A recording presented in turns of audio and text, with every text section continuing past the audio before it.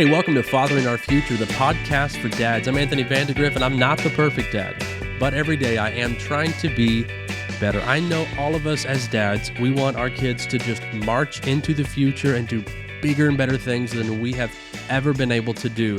But if our kids are going to make it into the future, it might be a good idea for you and I to understand how to better take care of them in regards to their health and wellness. So to help with that, I'm joined by Dr. Scott Grant. He's a pediatrician, and he is also the host of the podcast, Docs to Dads. He's going to help us with a few areas and give us what we as fathers really need to be focusing on to better help our kids with their health and wellness.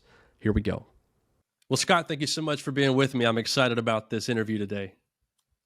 Thank you so much, Anthony, for having me on. I've been following your show for a while and really excited about what you're doing and glad to be a part of it. Well, I appreciate that, especially coming from you because while you are a pediatrician, you also host a podcast yourself called Docs to Dads. Why don't you take just a moment and tell everyone about that one?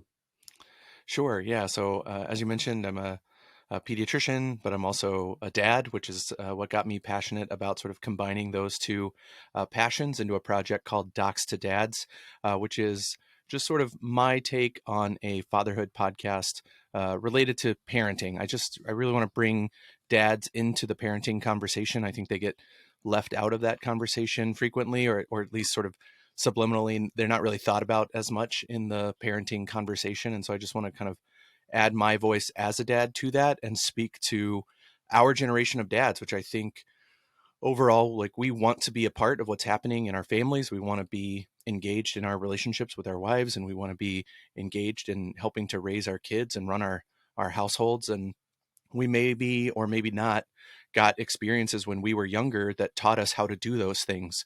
And so I think I'm trying to bring a little bit of my sort of pediatrician expertise to, like, this is what you need to know about your child's health to be confident and competent to take care of your kids, and to be able to, like, take pride in your role as a dad and be an active and engaged dad. Yeah, I think that is just spot on what we need today. And that's part of the mission that I have with this podcast, Fathering Our Future. I think of myself growing up, which granted, my father grew up without a dad. So I look back on that and I realized there wasn't too much that he could have really poured into me because he didn't have the example himself. But as far as the men that were around when I was growing up, they did a really good job at teaching boys how to become men. But that's where they stopped. They never taught us how to be husbands. They never taught us how to be fathers. And so while we have some good attributes that we've taken along with us as we've matured, we don't really know how to put those purposely into the role of fatherhood. And so that's one of the things that I'm focusing on. Sounds like that's exactly what you're focusing on too. And the concept of fathering our future, kids have to survive. If we're not going to take care of their health and wellness and know what they're doing, then they're not going to be in the future anyway. That's so right. It's very important that you're a part of this. But so you mentioned that you're a dad. Tell us a little bit about yourself outside of, the professional career and what you're doing. How long have you been married? How many kids do you have? All that fun stuff. Sure. Yeah. So my wife and I got married back in 2015. Let me make sure I get that right. So we'll be married 8 years this year. We got married in October, so we'll be 8 years in October. Okay. And then we have 3 little ones now. So I have a boy that will be 5 in the summer, a girl that will be 3 in the summer, and then a 7-month-old little boy as well. So we went boy, girl, boy. Nice. As we've gone through, and we're just so blessed by them. And I love that so much. And I'd say becoming a dad really has changed the way that I think about being a pediatrician and the way that I sort of approach families in clinic. And it just has fundamentally changed the way really that I think about the universe, that there's so many things. Yeah. We'll talk a little bit about the faith stuff too, but having a kid of your own really changes the way that you think about your own relationship with your dad, the way that you think about your relationship with our Father in heaven. Like the idea, I guess I'll jump into this real quick. I didn't intend to talk about this, but go ahead and dive. I love this. Like, like holding my son, my oldest, for the first time, like that first moment when I was a dad with a baby in my arms, it just kind of all hit me. I was like, this feeling that I'm having for this baby in my arms, this is how my dad felt about me when he held me, probably, and I was lucky to have a really good dad who loved me very much and told me so. And then even more, so even for dads out there who maybe didn't have that experience, even more, this way that I feel about my son in my arms, like this overwhelming sense of love, it doesn't even compare to the way that God feels about me as his son, or the way that God feels about my son, right? And so just like Right. putting everything in perspective in that way, um, it just sort of changed. Like you're not the same again after that, once you kind of have Exactly. that realization. And so, being a dad and being a part of my family and being actively involved in it informs the way that I think about everything else that I do in my life, from the podcast to my career as a pediatrician and all these kinds of things. And so, it really is, it should be, but and for me, I try very hard to keep it. The most important thing in my life is being a husband to my wife, and a very close second, 1B, is being a father to my children. Right, right, absolutely. And I share the transformation that happens. And I think that this is genuinely what happens to us as men when we have children and we become dads. I say often that this is not some job that we take on. It's not what we get to do for the next 18 years and then we get to retire. It's who we transform into. And our identity completely changes from just being husband to now being father. And I share in the Amen. sentiment of just the entire perspective being changed as become when we become fathers. So I've been a big Bible buff all my life. I was involved in a program called Bible quizzing for 10 years. So for 10 years of my life, I memorized 400 to 500 verses like every 6 months. That's how I grew up. But I love the Bible. But when I had kids and I went back and read it again, it's like a totally different book. You just see things in a different perspective. You read the story of the father and the prodigal son. You're like, holy Yeah. smokes, like that just hits home now because Yeah. I can understand that a little bit more. And then to think, now I can understand how God views me by the way that I view my children, but for him it's that much more than what I'm able to do. And it's a wonderful feeling. So, Yeah. yes, being a dad Totally. is just a complete transformation. It adds so much and changes so much at the perspective. And so, I think it's interesting that you share that from the vantage point of being a pediatrician and all these things. You kind of alluded to like this was some of your inspiration. Was it just as a pediatrician and you wanted to start the podcast? Was the podcast because you had kids and you realized my perspective has changed a little bit. I want to share this with other dads. Was that your inspiration? Sure. I think it was like kind of an evolving thing.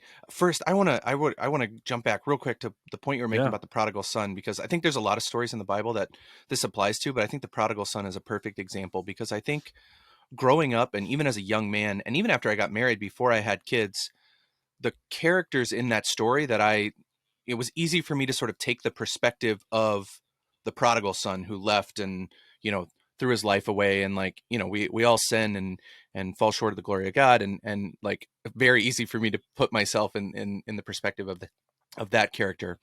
It was easy for me to put myself in the perspective of the brother, right? Who's Hmm. like, I've been here the whole time. I'm doing the best I can. And like, what about me, right? Because we all have those feelings of doubt and those feelings of what about me, right? So those perspectives were easy to take.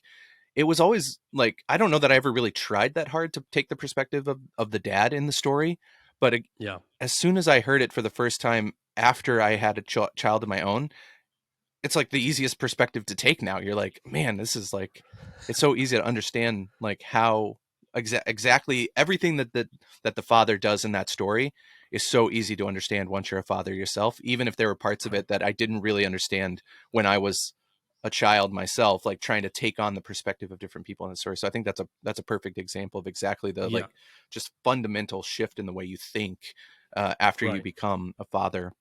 And so I Right. think that getting back to your question about the inspiration for the podcast, I think I had always thought a little bit about sort of wanting to get the information out there. I think that I've always been somebody who thinks that the medical community, and especially as I was going through medical school, we do a little too much gatekeeping on like health information and those kinds of things, and we it's time to like democratize some of that a little bit, because parents need that information and their pediatrician isn't always directly available for a phone call. And so I always kind of thought I didn't know exactly what it would look like. Growing up in Dallas, I remember listening to the radio. There was this like orthopedic surgeon who would have like a radio show on Saturday morning, ESPN radio, and these like 40 somethings would call in about their ankle injury that they got playing basketball that weekend or whatever. It was, I always thought it was kind of silly, but also kind of cool that this doctor like made time out of his day to like get that information like out of the clinic and out into the community and serve his community in a more broad way. And certainly there's like marketing and there's other benefits to like doing that. And I understand, the full scale of that now, but I always just thought even as a kid that like that was a cool thing for somebody to do. And at that point it was on AM radio, but now like podcasting is the AM radio of our generation. And so Hmm. I always thought I wanted to do something like that. And then once I became a dad and I started getting into some of these conversations with other dads and like learning about parenting and kind of seeing the way that that parenting landscape has evolved and the way that it's sort of primarily uh, focused on moms and that there's not really a lot of content out there for dads, although it's evolving with folks like you and I doing the work that we're doing.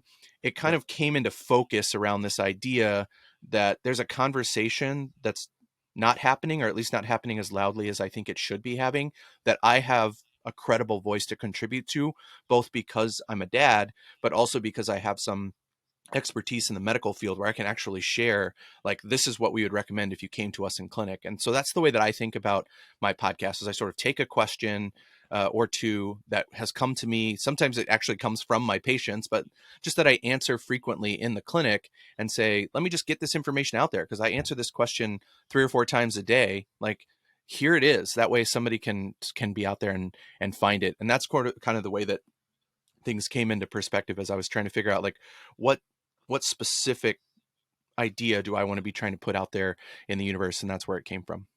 Okay, very cool. Well, I definitely want to give you an opportunity at the end of this to tell people how they can get a hold of you or reach out with their questions for your podcast and just hear more about what you're doing with Docs to Dads. So That'd be we great. definitely want to take care of that once we get to the end of the podcast. But so you kind of alluded to a question that I was going to ask.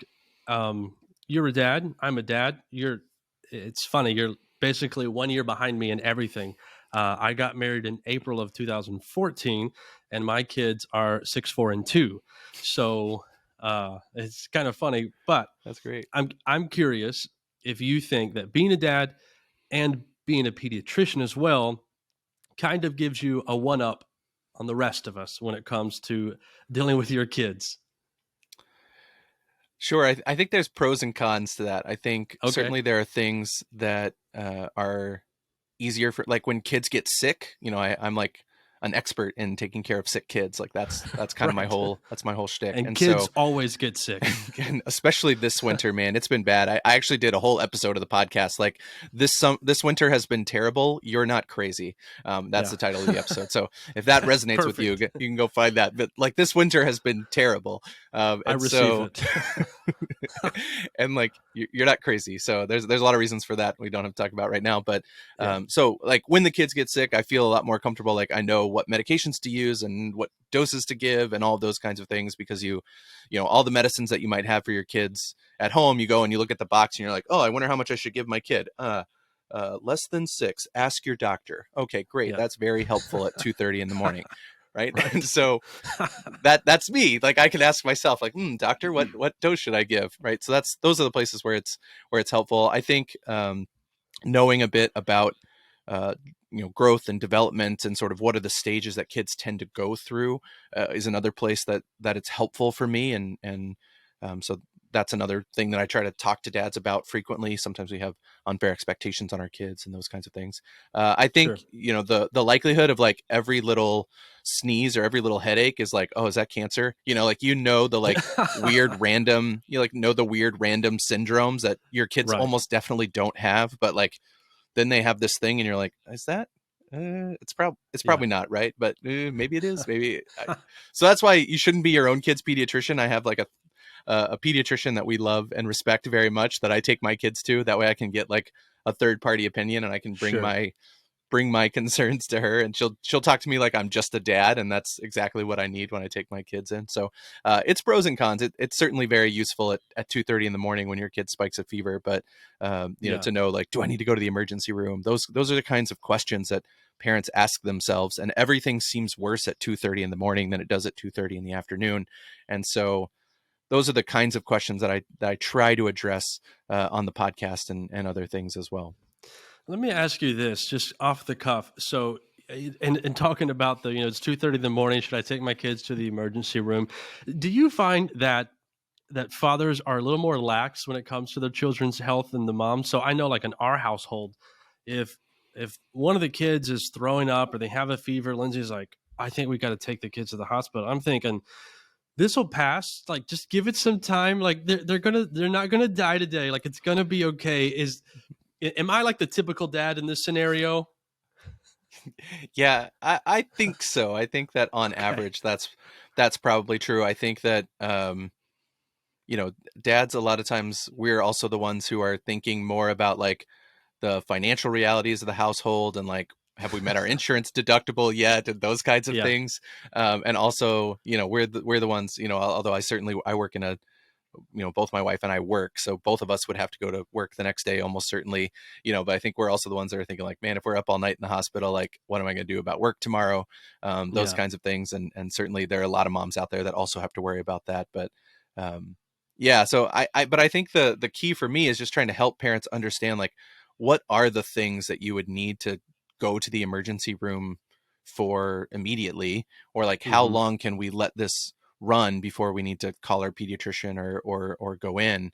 And honestly, just anecdotally from my friends and my family members, like those are the phone calls that I get, you know, like that's sort of the perks of having a friend who's a pediatrician is sometimes they call me or text me and Yep. they're like, hey, do I need to take this to the emergency room or can this wait until the morning? Those kinds of things. I think those kinds of questions are the really hard questions that parents don't always know what to do with. And then sometimes, you know, you hear, especially in the peds community or the healthcare community, we hear so much about like people who go to the emergency room who don't really need to go to the emergency room. But like, you don't know that. Yeah. How can we expect parents out there or even people for themselves to know when they need to go to the emergency room and when they don't? So I think we need to do a better job of making sure that people know how to make those decisions to the best that we can.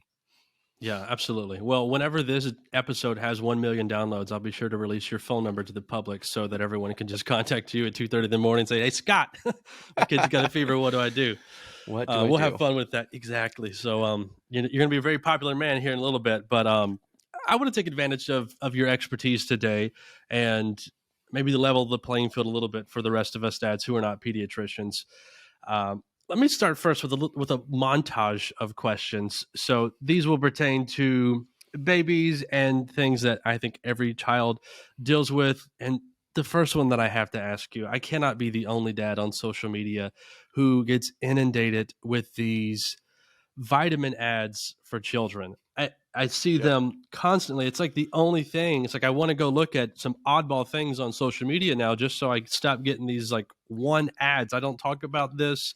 Now I'm going to talk about it and they're probably going to be everywhere. But these ads run and the whole thing is saying you need to get these vitamins and you need to stop using gummies because gummies are just evil basically and they're not good for your kids. And I'm thinking, look, we shop at Costco, they have a huge tub of these gummy vites for children. This Yep. is what we buy. The kids love them.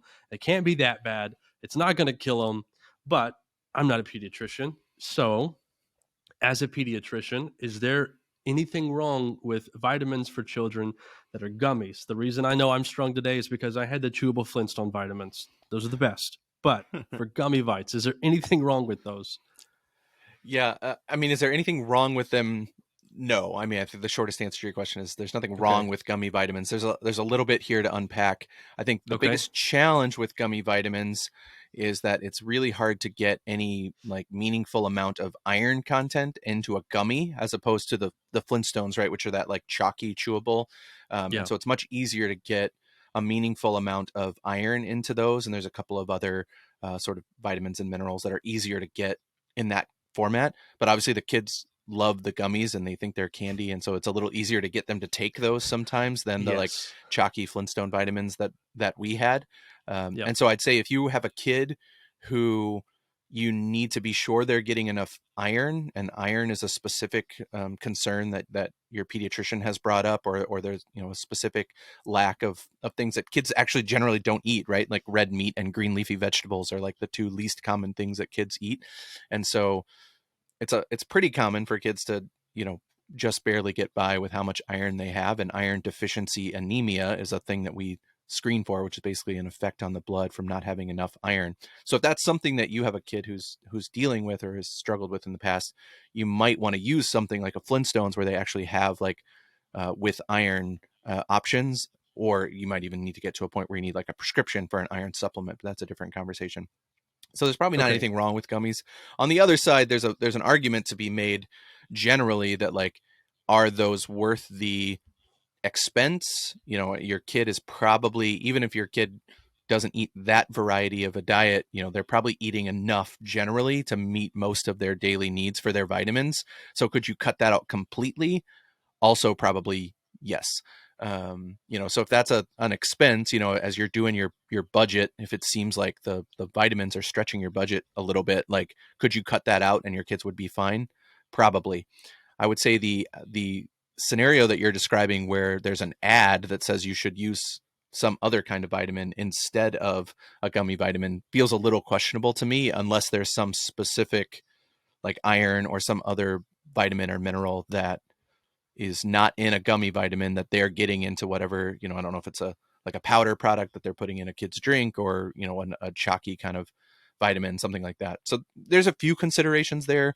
Probably the shortest answer is most kids probably don't need any kind of vitamins. If you're going to give it to them, that's certainly fine.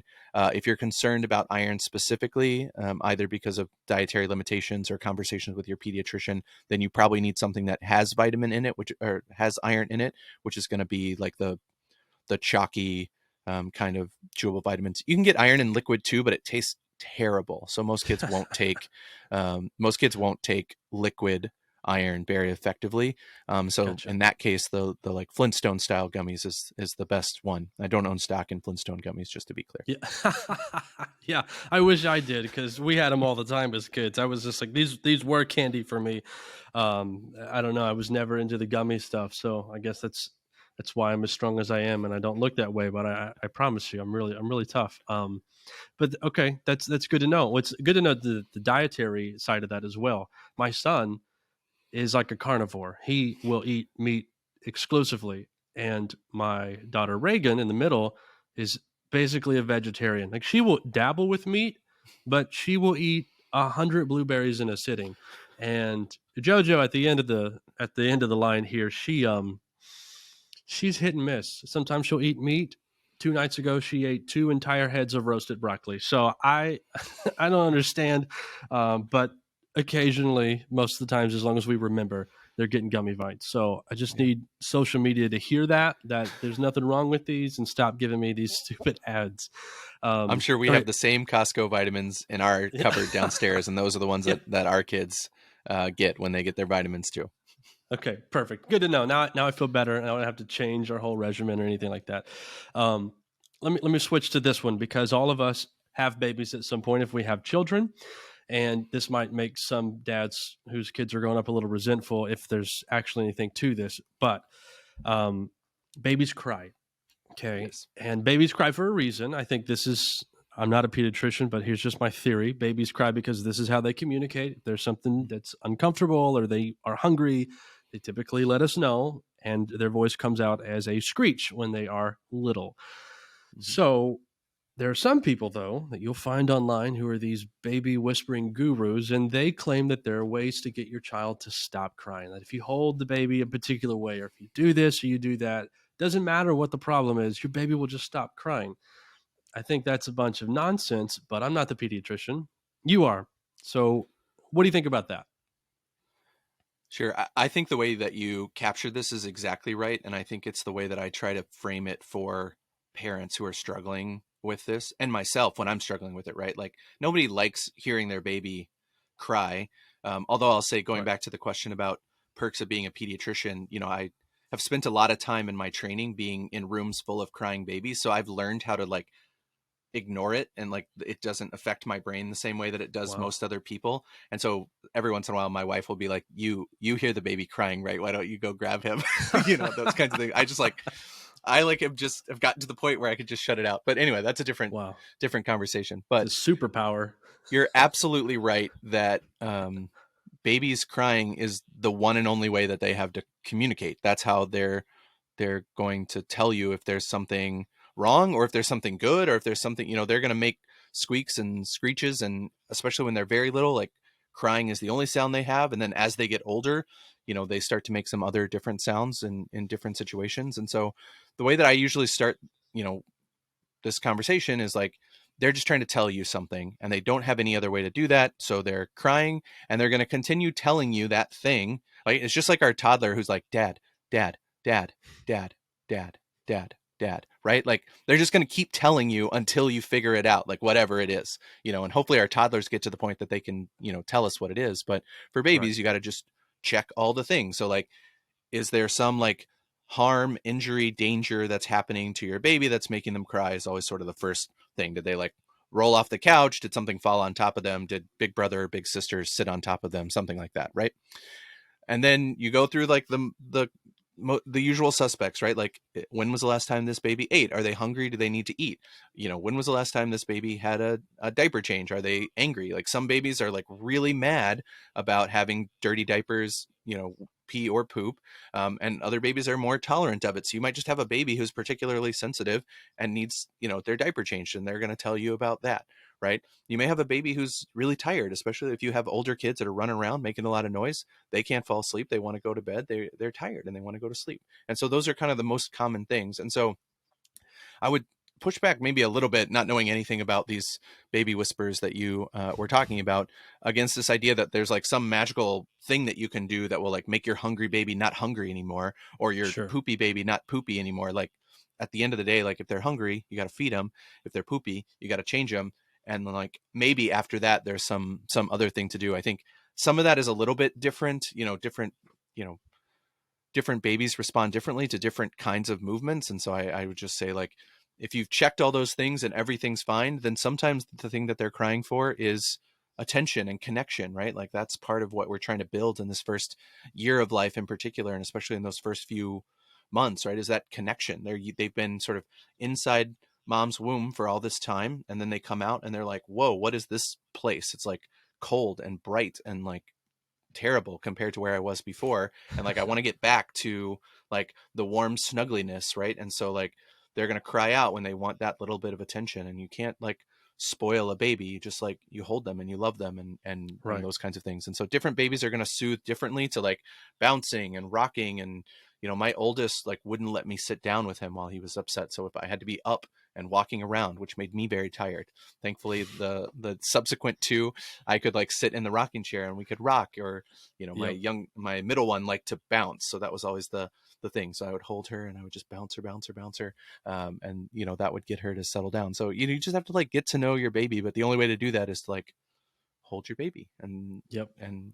love on them a little bit. And if you can just sort of take that perspective of like, you're trying to tell me something, I know it, but what Yeah. what is it? Yeah, exactly. I think that's really good, to kind of go down the list of, maybe they're hungry, maybe their diaper is full. The one thing that was typically an issue for us is if they had gas pains or something of that. We're doing the little bicycle legs, or we're Mm-hmm. going back and forth. We tried that, and Mm-hmm. usually that would create some motion in the ocean, and then we'd have to change the diaper. So that was always fun. Yeah. And then just the attention point. I want to just share the pain and agony that you had with your oldest, because with my oldest, Frankie, it was deep squats. I mean, it was like deep, rapid speed squats. That was the only way I could get him to calm down, and calm down enough to go rock in the rocking chair and then lay him down. He increased my vertical by like 6 inches. So that was a lot of fun. Thanks, Frankie. Um, yeah, thank you. Thank you for that, buddy. Okay, so let me ask you this one, kind of germane with the whole crying thing. Kids get older and they develop the ability to communicate a little bit better.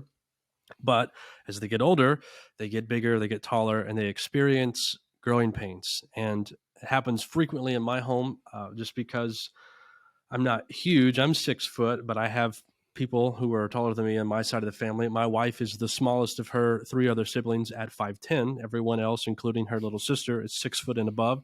So we have birthed giants, and they're going to be huge. And so they get growing pains often. And when they get growing pains, I think probably even as grown men, we can remember an instance in our life growing up where we had growing pains. It's not fun. It's traumatic. But is there anything that we can do as fathers to maybe mitigate the pain of growing pains for our children when they Hmm. actually tell us this, outside of just, here's some ibuprofen or whatever it happens to be? Is there also anything that we can do if we suspect that maybe this will happen? Is there anything that we can do ahead of time as preventative care? Sure. Yeah, growing pains is kind of a weird thing because it's certainly described frequently that kids who are sort of in these growth spurt ages will get these pains, usually in their legs, usually at night or in the middle of the night, and it's not always clear sort of what they come from.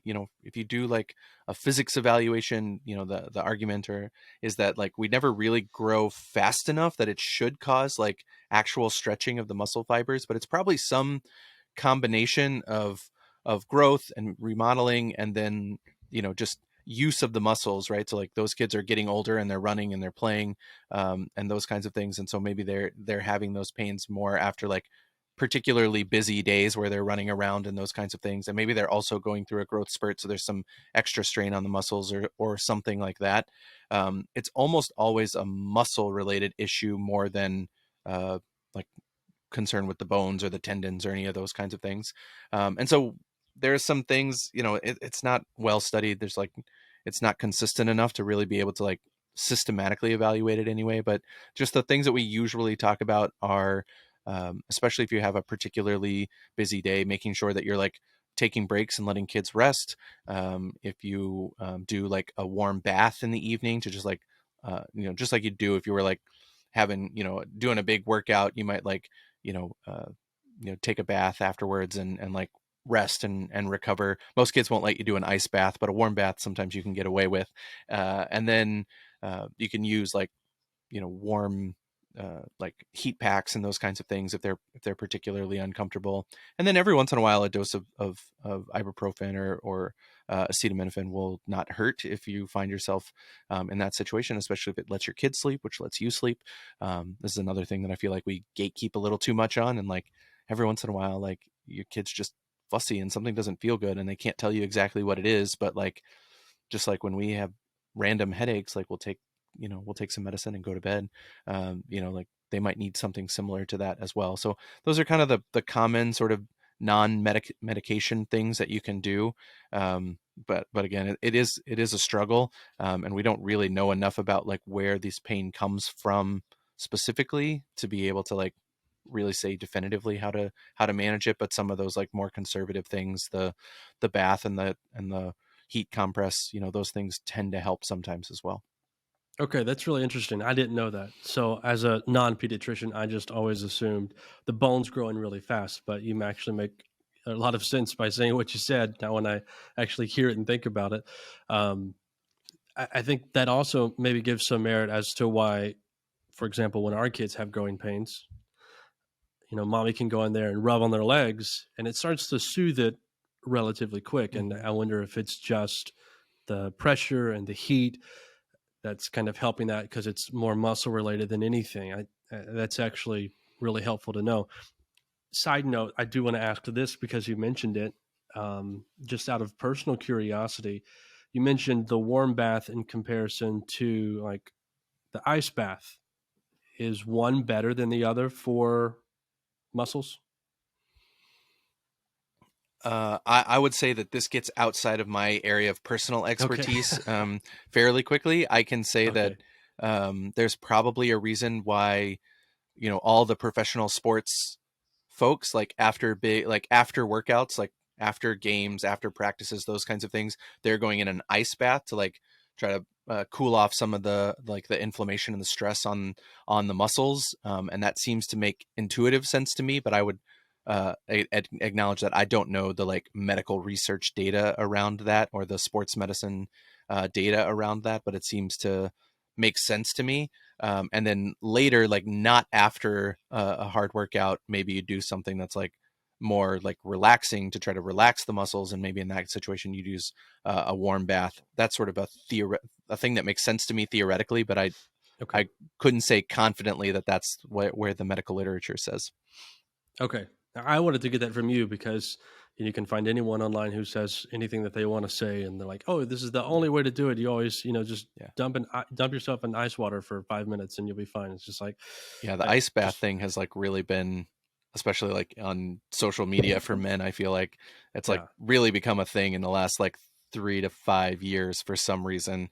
This like dunking yourself in ice bath. I don't know exactly where it came from, but there's arguments to do it. And if you get so many minutes a week, I think this like the Huberman Lab guy, I think started that, and I don't know. I mean, yeah, he's a legit scientist, so he might actually know that there's data to support that. I just don't know if that's true or not. But it's really okay, become like a fad thing to do right. recently, and I haven't looked into it that much. Okay. I was just curious because I saw that it became trendy, and sometimes trends happen because people are ignorant. So I just thought I'd ask someone who would probably know a little bit more than myself. Okay, that's my montage of questions that I had to ask you. Great. We'll deal with some more cultural relevant things now.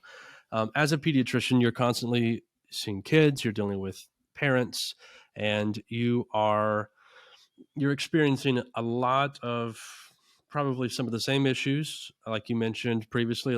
The winter was so bad and you had a lot of consistency that you saw with the previous winter, but on a more grand scale, what do you think the top health risk for our children is today? And what I mean by this is you have some people who say, it's the processed food. You have some people who claim that it's too much screen time. And, everyone's got a reason. But from your perspective, working with children, working with parents constantly, what would you say the primary health risk for our children is today?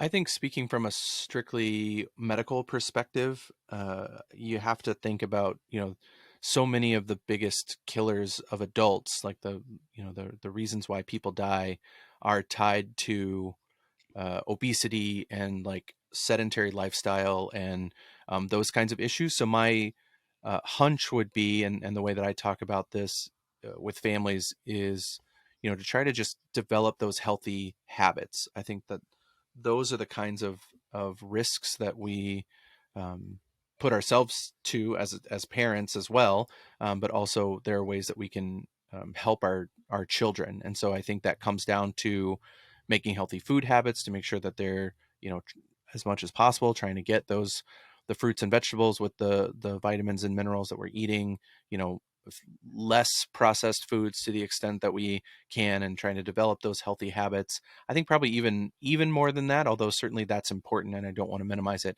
Like just the the physical activity and getting them into a habit of like get outside and run around and play. And I know for my kids and for me, like all of us do better, and have better attitudes, and our mental health is better, and our physical health is better when we can get outside and we run and play for a little while and we play together. And so I think from a medical perspective, it's really just about like trying to help our kids develop those healthy habits early on, both in terms of like food choices, not to be overly limiting with the food choices, right? Like they can have cake at birthday parties and ice cream every once in a while. Like those are my favorite foods. So I certainly Yeah, can't, I can't tell people not to do those things. Right. I But share that passion I with you. think helping them learn how to make good decisions related to their food, and then helping them like see that we're going to try to live a more active lifestyle, which will necessarily lend itself to, hopefully less screen time and those kinds of things. I don't know that the screens themselves are like the source of the problem so much as they're a symptom of a problem, right? Which is to say, Mm, one, that we're not outside, or we're not playing with non-screen toys enough to like move our bodies. And then the other thing that screen time is a symptom of is, connection with parents, right? So a lot of times, and we all do this, right? Like I need to get dinner made, and so you guys are going to sit and watch Bluey for a minute while I make some dinner, and that is like fine in a moment. But when the screen time is replacing time that I should be plugged in with my kids, either my kids on a screen or me on a screen, that becomes a problem as well. And so I think those are kind of the big things that I think about a lot, because the relationships are so important, right? Like part of right. everything that we're talking about, everything that you're doing with your podcast, I'm doing with my podcast, is oriented around trying to help dads have better, more meaningful relationships with their kids. And that's where we make the difference. So much of what we know about trauma and resilience and all of these kinds of things come around to, do you have relationships in your life that are meaningful? Do you have somebody that you can go to who will help you and support you when you're having your moments of trouble? Right. And so like we want to be, my goal is that every dad can be that for their kids. And so one thing that's a barrier to that is our kids being on screens too much or us being on screens too much. So I think all of those things play a role. But it's just sort of about like establishing those habits and developing those good relationships. Got it. So it's not necessarily that it's just one main threat. It's almost a lifestyle that people can choose to live that can be threatening to the kids' health. Yeah. Um, so I recorded an episode last night. I don't know if it'll be out for people by the time this one actually gets published, but I was talking about our expectations of time and how it seems almost like today we are pre-programmed to just constantly be in a rush and everything has to be done fast because we feel like we have so much that we have to do and we have so little time to do it, and we are always just on the go, on the move. And our kids are not that way. Our kids value time in a totally different way than we do. We feel like we don't have enough of it. They can't get enough of it. Every second for them is just this new moment for their imagination to run wild, or for them to explore and experiment, to play. Yeah. And at some point, we kind of have to converge. And I think a disciplined lifestyle is how we ultimately get them to have a little more urgency about time. But we probably shouldn't be in the constant rush that we are.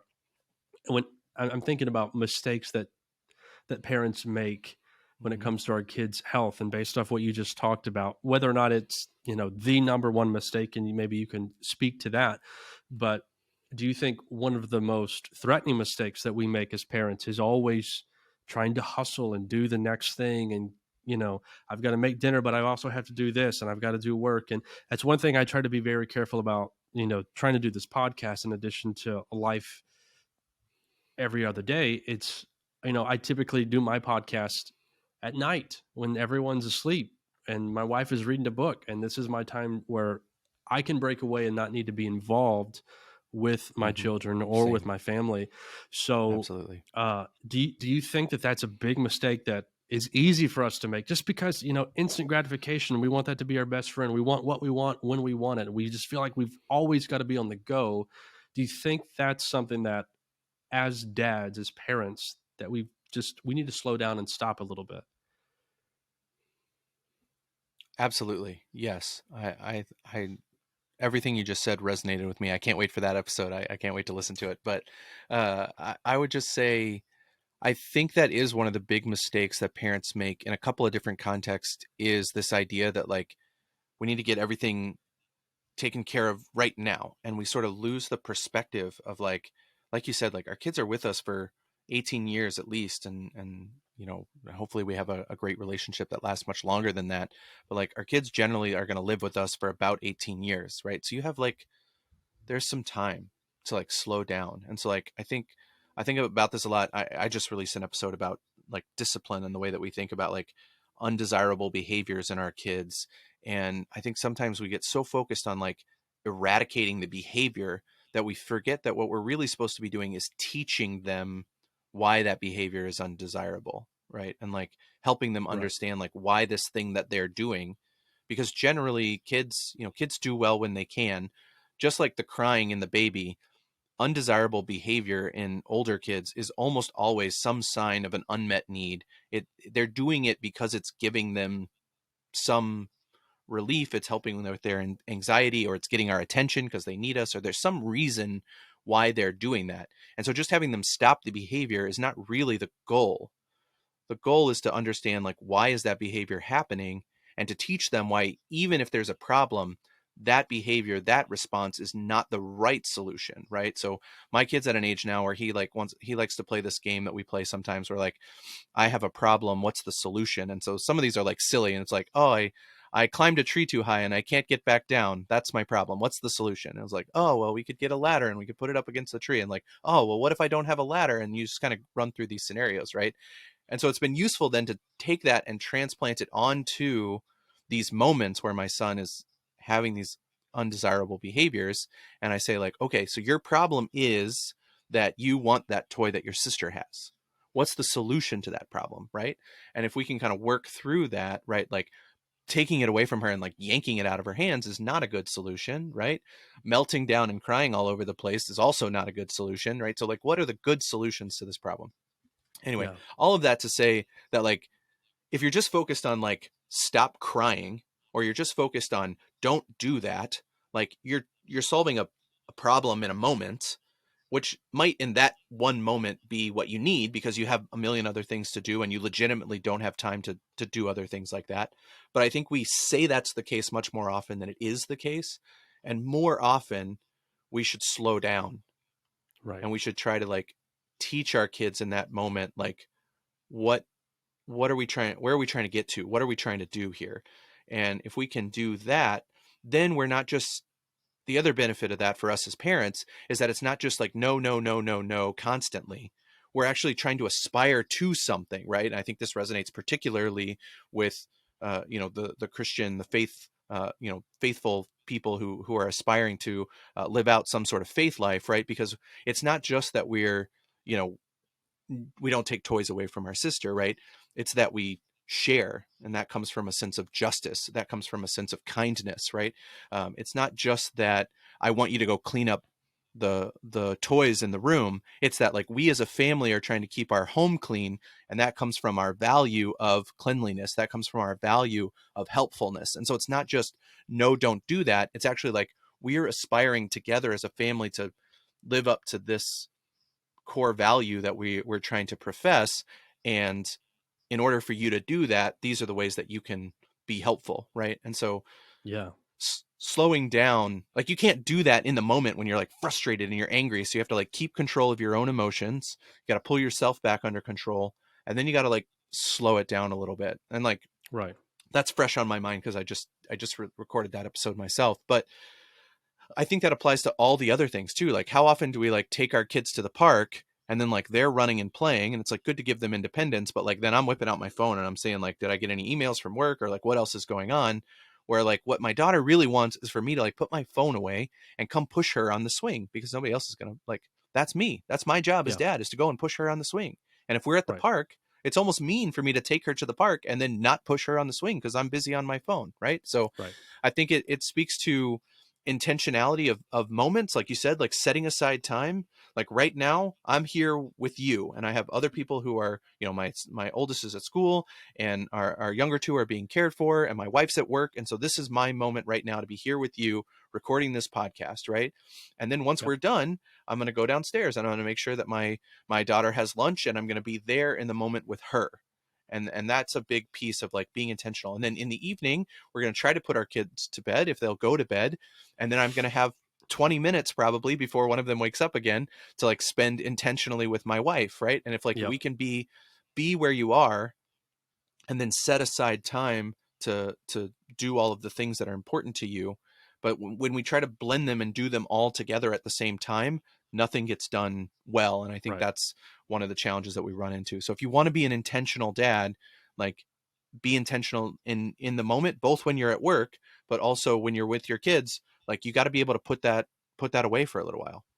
Right. 100%. There's so much I would love to say based off what you said, and I'm going to do my best to stay on topic of what we're what we're trying to accomplish here. But just the intentionality, and not mixing up the priorities. I think it's really important for us to keep in mind, you know, our values and our priorities as dads, especially as dads of faith. At the top of the chain, we've got God, then we've got our marriage, and we've got our family, and like Amen. those are the main priorities. So all the other little stuff that we want to do, they have to come after time with our children, time with our wife, time with God. We've got to make, and if we'll truly live a valued life like that with our priorities in place, I think we do a lot better not being in a constant rush and not getting caught in well, I've got to do this and I've got to do that. I loved what you said about your son and about discipline, just recording the episode. I know how it goes when you just do something and it's on your heart because you've been thinking about it before you actually record it, and then it just kind of resonates after. But I had an instant yesterday with my son. He did something that his mother and I have talked to him about very seriously. That won't go into the details of what it was, Mhm. but I try and do a really good job with discipline. And the thing that irks me about discipline is that for so many people, discipline with children, it gets boiled down to the debate and the question of, do I spank my kids or do I not spank my kids? And discipline is so much bigger than that, because as Hmm. fathers of faith, we are disciples and we are trying to raise other disciples for purpose, just like you talked about. Like, it's not just Hmm. that I want you to do this. It's like, we value justice and we value being stewards of the things that we have, and we have values that we live by. We have a faith that guides us and gives us purpose, and this is why we're doing things. So we're not just saying don't do this, don't do that. We're saying we do this because of this. But I had this moment with my son. And one thing that I highly recommend when you are disciplining your child is you speak, but when you're done speaking, you always give your kid the opportunity, if they're able to have a conversation, always give them the floor. I asked my son, I said, is there anything that you need to ask me? Is there anything that you'd like to say? And the conversation took a little bit of a turn. And he said, Dad, I just think that when you get on to me and you have these serious talks that you don't like me. And so I took this as Mm. an opportunity. I didn't take this as like, how dare you say that? I thought, okay, this is an opportunity for me to teach him. So kind Yep. of like with your problem and solution type scenario, I do this with my son. I walked him down this path of, why do we not want you to do what you just did? And he'll say, because of this. And so why is that important? And he can follow the train pretty well. And we got to the point and it's like, so Frankie, why would I want you to grow up and have the best life that you can have and not get into trouble because you've continued this pattern? And he said, because you like me. And I said, it's a little bit more than that. I said, it's because I love you. And, Yeah. we got through this conversation and I asked him one more time. I said, Franklin, is there anything else that you'd like to say? He said, Daddy, he's like, I think I really understand now. And I was just like, when? Like, as a Yeah. dad on the inside, it was just like, I did it. Like this Yeah. was successful. It's so critical and important though, that that we are just intentional about Mhm. discipline, and that we will take the time for those moments. I mean, maybe I took 10 minutes with him, Yep. but those 10 minutes are formidable. Those 10 Yep. minutes are going to be a memory for him. And now Mhm. he's done the work to walk through this line of questioning to where Dad's trying to help me. Dad loves Right. me. Like, Yep. there's a reason for this. And so, what you said just hit home, because that's exactly what happened yesterday. So Yeah. I think that's good that, in dealing with, a primary health risk for our children, that it's about developing a lifestyle where we are concerned about our diet, what we're eating. We are concerned about being intentional about getting out and playing. That we're intentional about having time together where we are bonding and we're building that relationship, where we're communicating with our kids and being involved in what they're doing, and that carrying over to, you know, just avoiding the rush and making this big mistake. Um, I think that's really important. I had some other questions that I wanted to ask. I will ask this one because you alluded to it a little bit earlier. Um, but kind of what you can fall into the trap of too. You mentioned as this being the con is you all of these diseases, and all of these rare illnesses that a child can potentially uh, get. But we have a lot of parents today. I have never been this type of person, but I know people who, anytime they stub their toe and feel like they have a headache, they go to WebMD and then they think they have a rare disease that 1 in 300 million people get. And Right. that's never the case. Are there good resources, whether it's a website or something available online, where dads, parents can go and actually get some good, maybe simple and credible information for their kids whenever they have questions? Sure. I think it's hard. So much of this is hard because it has to be put in context that it's not even fair to ask parents to have, right? Because even, some of these I mean, there's some things that are so rare that I've never seen them, but some of these rare conditions I've seen, you know, 3, 4, 5 times. So at least I have some experience with them. And so it becomes pretty clear to me fairly obviously, like this might be that, or there's no way this could possibly be that. And so if you're just Googling symptoms, you don't have that background ability. And so I think that, there are good websites for like sort of general questions, the American Academy of Pediatrics has a website called healthychildren.org where they have like little articles about a variety of things. Some of the information I was talking about related to growing pains came from Hmm. the growing pains page from healthychildren.org. That's always a good resource that we go to when we need like handouts for parents on particular diagnoses and those Okay. kinds of things. And then I think there's more and more like experienced clinicians that are trying to put good information out into the ecosystem. That's what I'm trying to do with Docs to Dads. There's another pediatrician that I know who lives in Nebraska named Dr. Phil Boucher, who puts out a lot of really great content about a variety of different topics. There's, all kinds of folks, and I know you can't trust everything that you see, on social media for sure, but there are definitely some folks out there if you can find, connections to somebody who has like legitimate credentials and is trying to put out good parenting content, good child health content.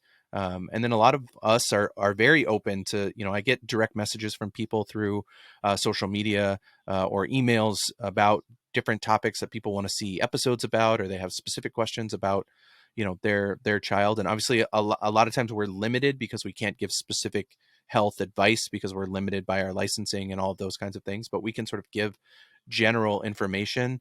And I think I would just underscore that like having a good relationship with your own pediatrician and finding a pediatrician that you trust and that you can go to. I know sometimes it can be hard to get in with your pediatrician. It can be hard to get FaceTime with pediatricians because of the way our healthcare system is run. And that's like another hour-long conversation that we don't want to have on this particular podcast. But, there's challenges. And I don't want to make this sound overly rosy, but I think it is important for parents to have a healthcare provider that they trust, that they can go to with questions, even questions that they're like, this might be a stupid question. Like, that's what I do all day is just answer people's questions. And it's not stupid if it's about your kid.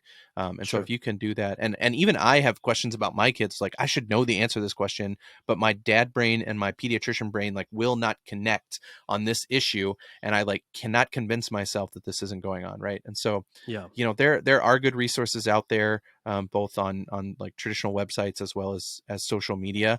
But it's hard to find, and so having that person that's close to home that you can trust is really important. And then you can always like they can send you some resources, they can answer some of those questions. Like never be afraid to reach out to your own pediatrician, and if you feel like you can't, then maybe find a different person. Like we're all pediatricians are different people with different personalities, and some of us, you know, click better with certain parents than others. And so it's just important as a parent to find somebody that you trust and that you can go to when you have questions.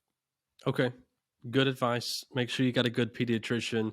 Check out healthychildren.org. And then the last thing is checking out Docs to Dad. And I want you to give all the details on how people can get a hold of you, how they can get a hold of that. But I want to ask you the legacy question Mm. before we get to that. And Okay. that is whether it's health related or not, what's the one piece of advice that you would like to give to dads today? Oh, I everything I do is giving advice to dad, so I have to like figure out, and most of it comes from mistakes that I've made along the way, and now I'm learning Hmm. from that, or I've learned from others. So I certainly don't want to pretend to be any kind of bastion of knowledge here. It's just like I've fallen over so many times that I've learned how to try to stay upright a little bit more often. Sure. Um, I think we talked already about like putting your phone away. I'd say like for me, one of the things that's changed my relationship with my kids um, is in the evening I have a like a block on the notifications of my phone, so I don't get any notifications from any apps on my phone between 6 p.m. and 8 p.m. every night. And that 8 p.m. is around the time that my kids are sort of reliably in bed, and 6 p.m. is usually around the time that we're starting to try to sit down for dinner. So from 6 to 8 Yeah. p.m. every night, I get no notifications on my phone, and so that has been a game changer because I'm not like constantly getting little alerts that I need to look at, which are usually like at that point it's like sports scores and other things that are like not remotely important compared to spending time Sure. with my family. And so I think that that's one trick that has worked for me effectively.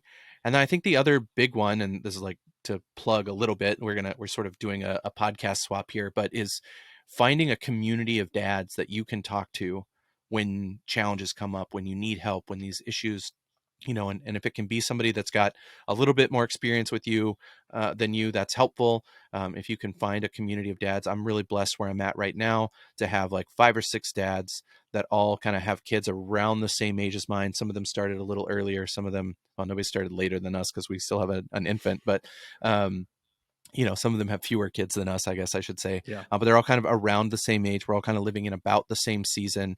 And so it's really useful for us to get together periodically and just kind of talk about how things are going, and how great our kids are and how blessed we are by them. And certainly we talk about some of the challenges and struggles that come up. And, we're all facing the same challenges. Like whatever issue you're having with your kids, you're not the only one having that issue. Somebody else has dealt with that or is actively dealing with it. And so talking about it can be really helpful, and not in like a venting, complaining way, but just like in a, like, I legitimately am trying to do better and I need some advice. And one of my favorite quotes, I need to figure out actually who said this, or like where it came from exactly, but it kind of speaks to this issue, is like a a joy shared is a joy doubled, and a burden Mhm. shared is a burden cut in half. And I just, like, that resonates with me so much, with the Yeah. idea of like having a community, because when awesome things happen and you have somebody that you can run to, and hopefully, your wife is this person, but if you have a band of brothers that you can go and share like this awesome thing that happened to you, like, that's amazing. And then when tragedy strikes, which it's going to at some point in your life, something terrible is going to happen. It happens to all of us to one degree or another. And when you can be like, when you have a community around you that can support you and can like help lift you up in those moments, like, that's what you need. And so I think sometimes as men, we try to like do it alone because we're tough and we can do it by ourselves, and we don't Yep. need help, and we don't need any of that. And we're going to talk about this more when you come on my podcast soon. But Yep. I think that's a trap that we fall into. And so I think the advice that most dads need to hear most is like, not only is it okay to find a band of brothers to do this with, but it is imperative that you do it, especially if you're trying to live out a faith life as well. Like, Yes. you just have to have it. And Right. if you don't have it now, put yourself out there. It takes a little vulnerability, but like, find somebody that you can share life with outside of your home and outside of yourself. Yep. Absolutely. And being vulnerable to get out there. My wife shared something just the other day. They were having this discussion at work about, having a best friend at work. And some people thought, well, this is a dumb topic to talk about. And my wife, felt differently about it. She said, my previous boss here where she works told me and advised me to find other people kind of on my same level here at the organization and ask them to go get coffee. And she did that with 3 of the other women there, and those are 3 of our best friends now. And it all started with, hey, would you like to go for a walk and go grab a cup of coffee? So jumping out there, if you don't have friends, just trying to present yourself friendly, that's really the secret to it. It's really not that hard. But community, and I loved what you said about the phone. Just, if you've got an iPhone, I know you can set that, and Hmm. you could just say, I don't want anything from 6 to 8. This is when I'm away. This is when everything is silenced. I think that is great in having that intentional time with your kids. Wonderful advice, Scott. This has been a fantastic interview. I have been enriched by everything that you have shared, but I want people to have the opportunity to experience this on more of a recurring basis with your podcast. So tell us a little bit about Docs to Dad, where they can find you, how they can listen, how they can contact you for the podcast's sake. Absolutely. Yeah. So the podcast is called Docs to Dads, DOCS, the number 2 dads. And it's available on all of your favorite podcast players, wherever you listen to your podcast. It should be there if you search for that. You can also go to www.docs2dads.com, where we have all of our podcast episodes. I have a couple of blog posts. That's like my next area of growth that I'm trying to like start doing that. I have a newsletter that I try to send out. I was really good about it for a while, and I haven't been as good about it lately, but I try to do that at least every other week.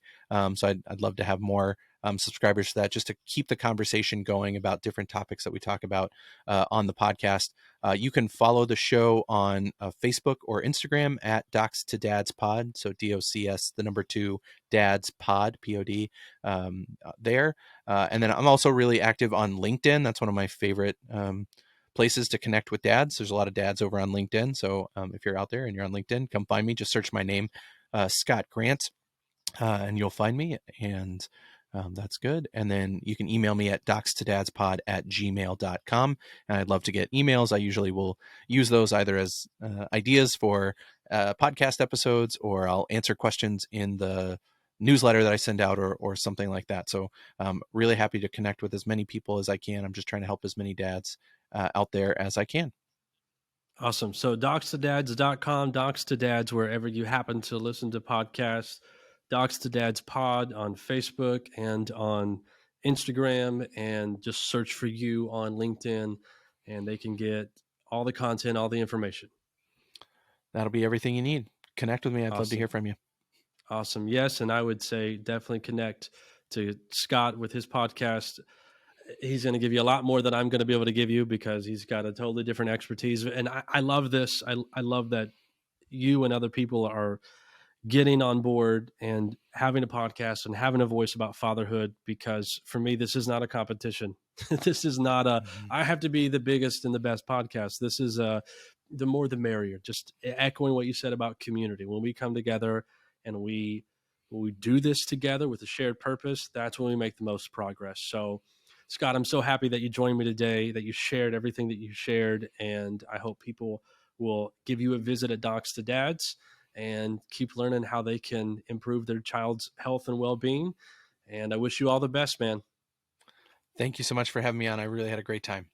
Well, if you're anything like myself, a dad who is not a pediatrician, I think you can agree that the information that Scott shared on the podcast today was tremendously insightful and super helpful. But I want us to focus on the key takeaway. As much as I hope that those pesky children vitamin ads stop showing up on my Facebook feed, we're going to refocus ourselves on the main takeaway of this interview. One of the greatest things that we can do for our children's health and wellness is being involved and being intentional. When you take your children to the park, this is not an opportunity for you to get work done while they're preoccupied. This is an opportunity for you to play with them. Take the time that you have with them and enjoy it. Swing them, push them on the swing, run around with them, climb up on the play sets, go down the slides. You might get stuck. That's okay. Be involved, be intentional, and have fun, because as you are involved in what your kids are doing, in this physical fun that you're getting to have, you are setting an example and you are creating a routine that your children will choose to follow for the rest of their lives. And that is the greatest thing that you can do for their health and for their wellness, is setting that example, giving them a visual of what it looks like to be healthy, to be happy, and to take care of yourself. So take that away today. Be involved and be intentional. This is Fathering Our Future, the podcast for dads. I'm Anthony Vandegrift. Thank you so much for being with me, and I hope you will join me next time. Hey, I hope you've enjoyed today's episode. Make sure to subscribe to the channel. Also, don't be shy. Please connect with Fathering Our Future on social media and become a part of the community that values fathers, that aims to help men love being dads, and to help dads be better dads every day, so that together we can better father our future.